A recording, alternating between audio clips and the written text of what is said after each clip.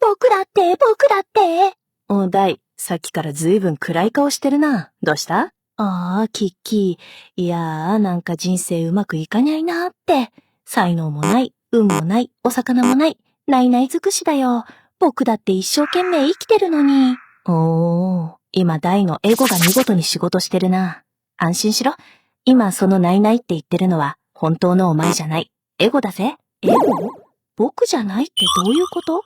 エゴって自己中とかわがままって意味のあのエゴ？このチャンネルで言うエゴはちょっと違うんだ。あれも足りない、これも足りないって不足を必死に主張してくる反応。それをこの動画ではエゴって呼ぶぜ。不足を主張してくる反応？叶っていない。自分には無理。満たされない。そんな風に、とにかくないという観測結果を絶対の真実みたいに言い張るのがエゴの仕事なんだ。でもキッキー、実際に今ここにはお魚はないよ。本当は目の前にありますってこと？なんかそれって嘘っぽくない？にやり、そう思うよな。例えばさ、5月の緑の葉っぱだけになった桜の木を見て、桜が咲いていない、もう一生花は咲かないんだって泣き叫んでる奴がいたらどう思う？いやいや、春になれば咲くでしょって思うにゃ。今咲いてないだけで、だろ？それと同じだぜ。本当は僕たちのないも春の桜みたいにちゃんとあるんだ。なのにエゴは今すぐ目の前にないからお前には一生手に入らないぞって焦らせて錯覚を見せてくるんだ。そうなの？でも桜は毎年咲くのを見てるからそう思えるけど、自分がお魚を取れるかどうかはわからないにゃん。そんな簡単に信じられないにゃん。もちろんだ。全部あるって今すぐ信じろなんて乱暴なことを言いたいわけじゃない。ただ今は、第二エゴの仕組みを知っておいてほしいんだ。仕組み？そう、要は構造だな。こういうものだって先に分かっていれば少しホッとできるからな。エゴは全部恐怖を原動力にして動いてる。これをやらないと大変なことになるぞ。これが手に入らないと終わりだぞ。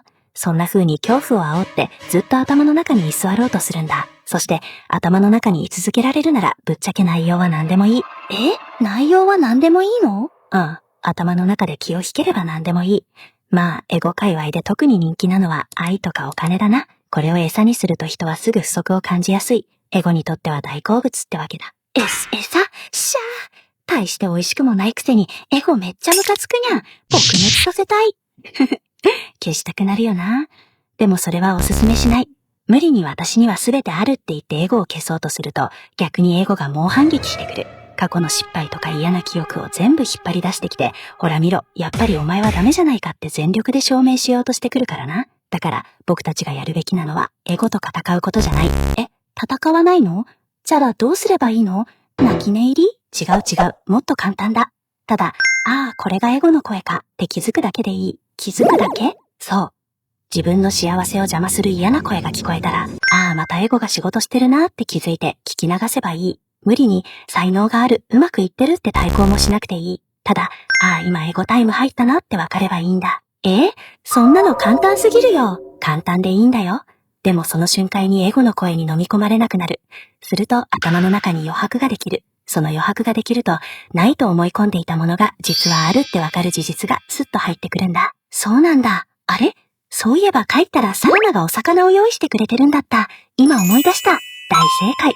頭の中に余白ができると、さっきまでエゴが言ってたことが大したことなかったって拍子抜けするんだぜ。にゃー、不思議。さっきまであんなに深刻だったのが嘘みたいにゃん。それはよかった。この動画ではこれからもエゴが僕たちに見せてくるものがどれだけデタラメなのかをわかりやすく解説していくぜ。本当に起こっていることを少しずつみんなと一緒に見ていけたら嬉しい。この動画を見て心が軽くなった。ぜひチャンネル登録と高評価をお願いするにゃ。コメント欄でみんながどんなエゴの声に気づいたか教えてくれよな。それじゃあまた次の動画で会おうな。バイバイ。